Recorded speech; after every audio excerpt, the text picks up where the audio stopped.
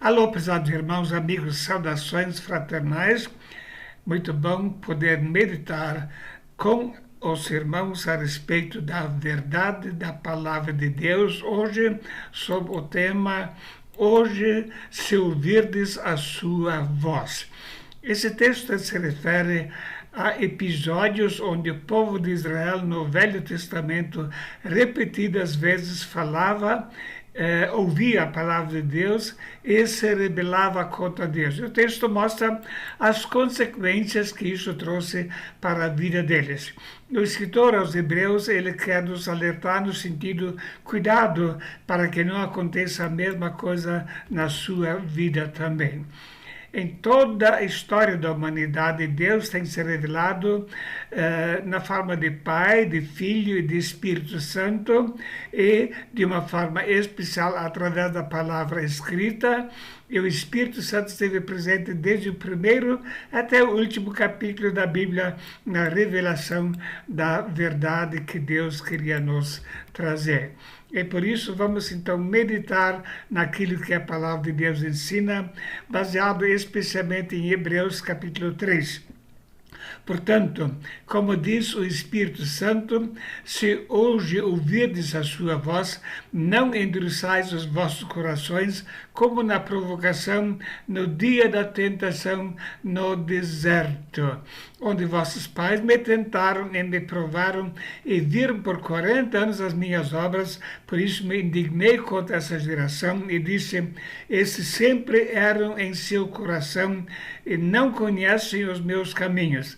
Assim jurei na minha ira que não entrarão no meu repouso. Notamos, portanto, que Deus mostra que ele tem muita paciência e o povo repetidas vezes se rebela contra a sua palavra e finalmente isso traz consequências para a vida da pessoa. O Espírito Santo atua tanto em relação ao mundo perdido, como também em relação aos que são salvos. A Bíblia nos ensina sobre a sua atuação em relação ao mundo. João capítulo 16. E quando ele vier, convencerá o mundo do pecado e da justiça e do juízo. Do pecado, porque não crê em mim. Da justiça, porque vou para meu Pai, e não me vereis mais. E do juízo, porque já o príncipe deste mundo está julgado. Notamos aqui 3 graus de alerta. Em primeiro lugar, Deus mostra você é pecador. Só isso já devia deixar a pessoa assustada na questão de como dar contas a Deus. Ele continua da justiça, você é pecador, mas existe um Deus justo. E finalmente Deus vai te julgar, Deus aponta o juízo. Isso é um princípio que os apóstolos adotaram também na pregação da palavra de Deus. Atos 17 nos mostra um desses exemplos do apóstolo Paulo. Mas Deus, não tendo em conta os tempos da ignorância, anuncia agora a todos os homens, em todo lugar, que se arrependam. Porquanto tem determinado um dia em que com justiça há de julgar o mundo, por meio do homem que destinou. E disso deu certeza a todos, ressuscitando-o dentre os mortos. Então o apóstolo Paulo mostra, falando em primeiro lugar sobre o Criador, Deus, sobre Cristo, e finalmente o juízo também vem para aqueles que não se arrependem. O homem não deve tentar brincar com Deus, porque isso traz consequências. Já no Velho Testamento temos essa realidade. Gênesis capítulo 6. Então disse o Senhor, não contenderá o meu espírito para sempre com o homem, porque ele também é carne, porém os seus dias serão 120 anos. Notamos aqui, então, que a atuação do Espírito Santo é por tempo limitado. Deus é muito longânimo, mas Deus também mostra existe um limite. E Deus avisou aquela geração corrompida e perversa no tempo de Moisés, vocês vão ter 120 anos e depois o meu Espírito não vai agir mais em sua vida. Então, 120 anos de misericórdia. Mas depois veio o juízo. Na vida de Noé, Deus está usando esse homem como exemplo de uma conduta justa. O Espírito Santo usa os exemplos de pessoas realmente consagradas a Deus. Essas são as gerações de Noé. Noé era homem justo e perfeito em suas gerações. Noé andava com Deus. Então o Espírito Santo quer usar a vida das pessoas salvas como exemplo daquilo que Deus espera da vida humana. Noé andava com Deus, todo mundo podia ver. Então havia uma geração totalmente corrupta e perversa, como hoje também, mas Deus quer atuar através do Espírito Santo, usando a nossa vida como exemplo. Mas também a pregação. E não perdoou o mundo antigo, mas guardou a Noé, a oitava pessoa, o pregoeiro da justiça, para trazer o dilúvio sobre o mundo dos ímpios. Então, Noé viveu uma vida santa e Noé pregou a justiça de Deus. Se vocês não se arrependerem, vocês vão receber a punição de Deus. Infelizmente, durante 120 anos, essa pregação não surtiu efeito na vida das pessoas, a não ser para a sua condenação. E a Bíblia fala em 2 Pedro, porque se Deus não perdoou os anjos que pecaram, mas havendo-os lançado no inferno, os entregou às cadeias da escuridão, ficando reservados para o juízo. E não perdoou ao mundo antigo, mas guardou a Noé, a oitava pessoa, o pregoeiro de justiça, ao trazer o dilúvio sobre o mundo dos ímpios. Então Deus sabe preservar os seus, mas Deus anuncia através da nossa pregação, através da nossa vida, que o juízo está chegando e as pessoas não devem esperar que vão ficar impunes para sempre. A nossa vida e as nossas obras devem condenar o mundo. Pela fé, Noé, divinamente avisado das coisas que ainda não se viram, temeu e para a salvação da sua família preparou a arca pela qual condenou o mundo e foi herdeiro da justiça, que é segundo a fé. Então Noé, pelo preparo da arca, estava dando a sentença de condenação. Vocês que não se arrependem, vocês vão perecer, porque Deus vai julgar. A nossa vida e os nossos preparativos para a eternidade devem servir de alerta e de condenação para o mundo. E realmente o mundo se sente condenado quando o cristão vive uma vida de acordo com a vontade de Deus. Lemos em João capítulo 3, verso 20, porque todo aquele que faz o mal odeia a luz e não vem para a luz, para que suas obras não sejam reprovadas. O ímpio se sente reprovado na presença de uma pessoa que anda com Deus, uma pessoa que realmente obedece aos princípios que Deus estabeleceu. O mundo pagão deve sentir que está debaixo da condenação. E se isso não acontece, alguma coisa não está certo na nossa vida. Porque a nossa vida, a nossa luz, deve ser uma reprovação das obras. O cristão vive num mundo de corrupção e violência, mas a nossa vida deve fazer a diferença no sentido da pessoa saber, vem uma condenação. Hoje em dia se segue esse princípio, nada é errado se te faz feliz. Faça o que você quiser e nada é errado. E o mundo está totalmente corrupto hoje. Quando os satanistas ergueram no Capitólio de Iowa uma estátua de Satanás, a maioria achou normal, pode ficar ali. Embora tivesse um cristão que foi lá e decapitou. Imagina naquele ambiente onde se deve estabelecer as leis, haver uma estátua do próprio Satanás. Mas Satanás está solto hoje, ele está atacando em todos os lugares, inclusive através dos governos. E quando as pessoas falam Deus é gay, é uma afronta à santidade de Deus.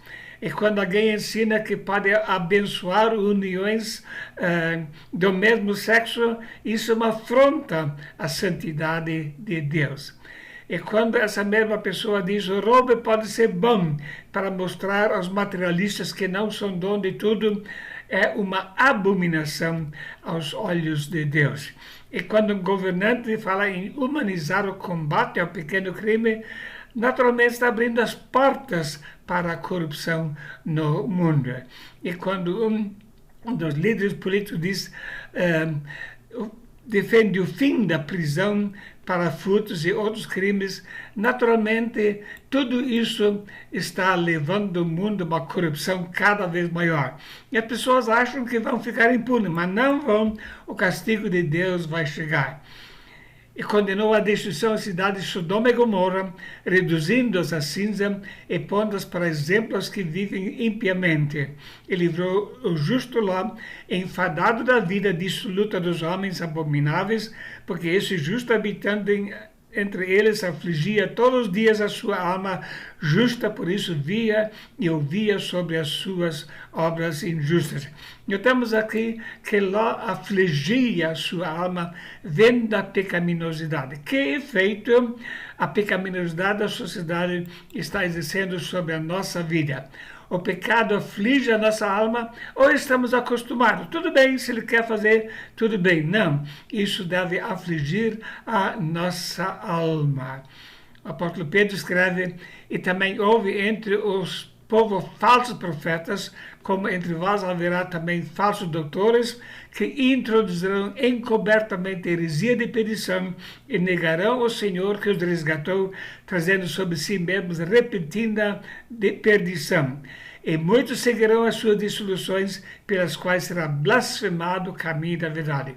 Infelizmente, esse verso se torna uma realidade cada vez mais frequente em nossos dias, no meio daqueles que se dizem cristãos evangélicos, se levantam pessoas perversas e ensinam dentro da igreja heresias de perdição.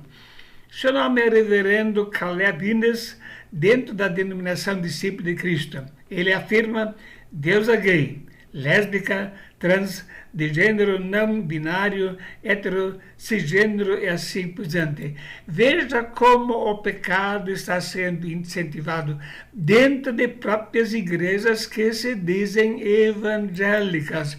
É uma perdição. A Bíblia diz, para que sejais irrepreensíveis e sinceros, filhos de Deus inculpáveis no meio de uma geração corrompida e perversa, entre a qual resplandeceis como astros no mundo. Nós devemos resplandecer neste mundo como astros. Não estamos pregando ódio, estamos pregando a justiça de Deus.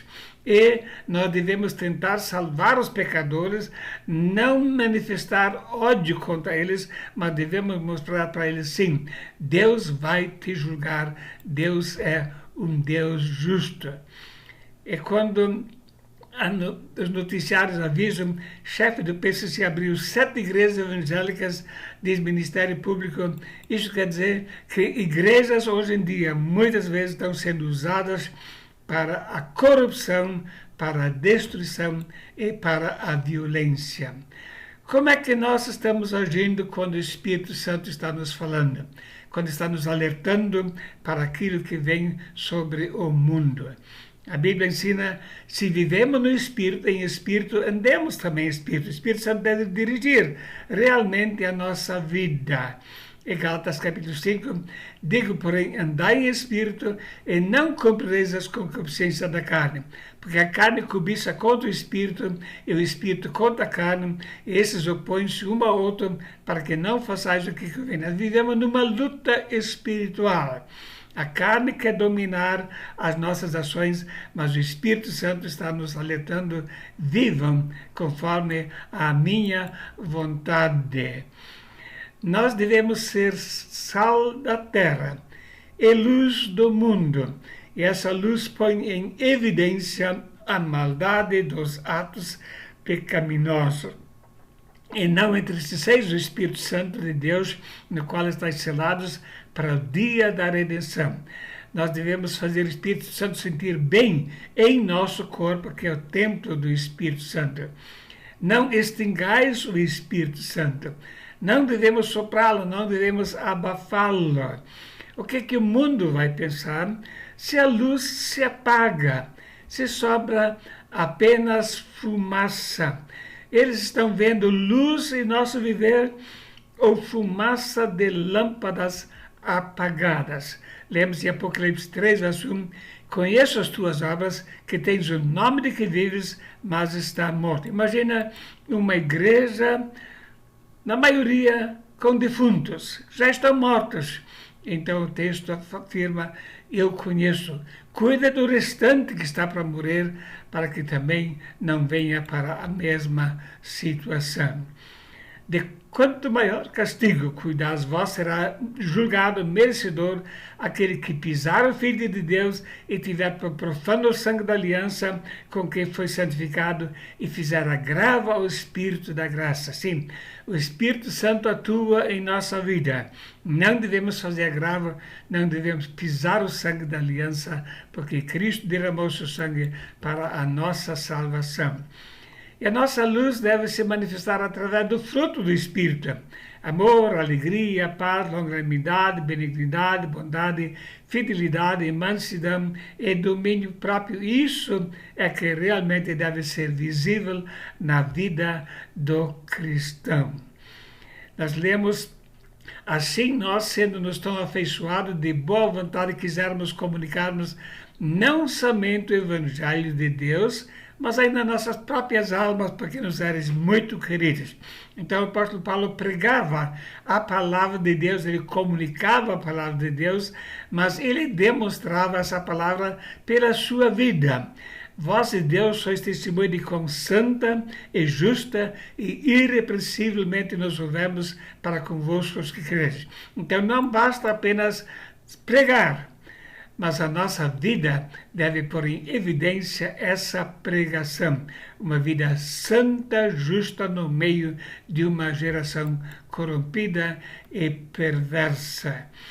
Quando houve aquela grande tragédia na igreja primitiva, onde Ananias e Safira foram mortos fulminantemente por causa de uma mentira, a Bíblia diz que houve grande temor em toda a igreja e em todos os que viram essas coisas. E depois dos outros, porém, ninguém ousava ajuntar-se a eles, mas o povo tinha-os em grande estima.